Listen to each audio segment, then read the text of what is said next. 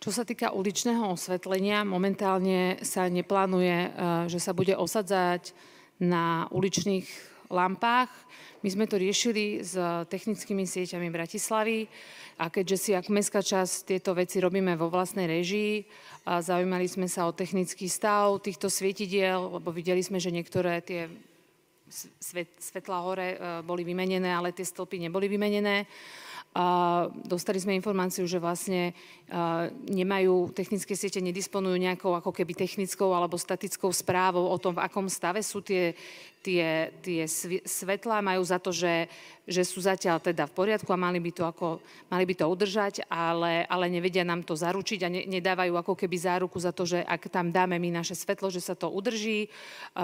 Povedali, že môžeme si k tomu my spraviť nejaké posúdenie alebo nejaké teda statické posúdenie tých jednotlivých svietidiel, čo by boli pre mestskú časť zasa ďalšie náklady.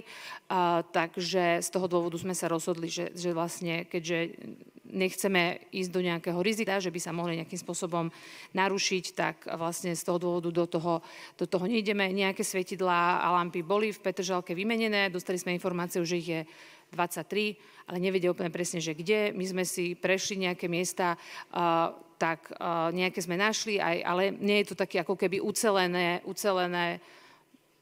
pásy tých nových svietidiel, preto zatiaľ neuvažujeme, že by sme ich dali tam. Určite, čo chceme, gro vianočnej atmosféry sa bude odohrávať na námestí Republiky.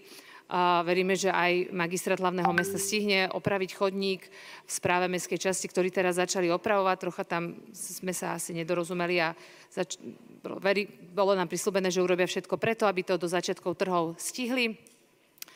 Ale určite verím, že bude pre ľudí tie trhy na tom námestí Republiky zaujímavé. Ozvláštnime ho Betlehem so živými ovečkami, takže verím, že aspoň toto prispieje k vianočnej atmosfére, ale teda uličné svetlá, vianočné osvetlenie tento rok neplánujeme namontovať.